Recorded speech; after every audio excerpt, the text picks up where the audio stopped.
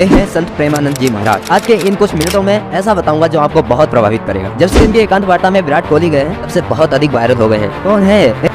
ये है संत प्रेमानंद जी। इनकी दोनों किडनी कई वर्षों से खराब। महाराज जी स्वयं कहते हैं कि डॉक्टर ने भी इन्हें बताया था कि आप सिर्फ अब 2-3 दिन ही जीवित रह पाएंगे। अभी तो कुछ भी नहीं। इनका प्रारंभिक जीवन आपको और भी शॉकिंग लगेगा। तो महाराज जी का जन्म एक गरीब ब्राह्मण परिवार में हुआ, कानपुर में हुआ था। बचपन का नाम अनिरुद्ध कुमार पांडे था। दादाजी भी संत और पिताजी भी संत। तो शुरू से ही घर में आध्यात्मिक माहौल था। घर में माहौल हमेशा आध्यात्मिक रहा, इसीलिए महाराज जी भी संत बनना चाहते थे और इसीलिए उन्होंने घर छोड़ने की पूरी तरह से मन बना लिया। मात्र 13 वर्ष की आयु में उन्होंने घर छोड़ दिया। महाराज जी की सबसे पहली तपोस्थली वाराणसी थी।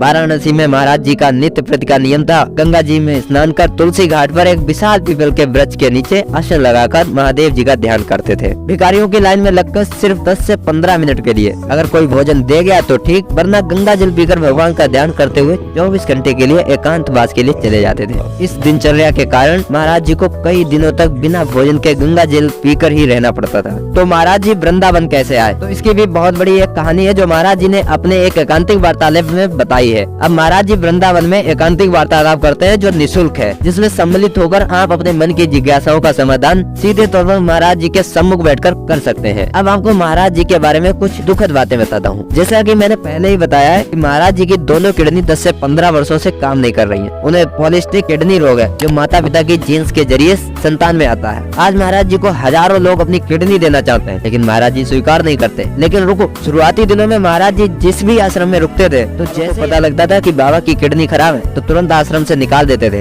क्योंकि वो सोचते रहिए यहाँ रहा तो दवाई करानी, पैसा खर्च होगा और सेवा भी करनी पड़ेगी, इसीलिए आश्रम वाले तुरंत निकाल देते थे। महाराज जी की स्थिति बहुत खराब थी, लेकिन राधा रानी जी की कृपा से अब सब कुछ सही। डॉक्टर ने बताया था कि 4 से 5 दिनों में आपकी मृत्यु हो जाएगी, लेकिन राधा रानी जी की कृपा से महाराज जी आज भी जीवित है। जिस पर राधा रानी जी की कृपा हो उसका कोई कुछ भी नहीं कर सकता। बोलो जय श्री कृष्ण।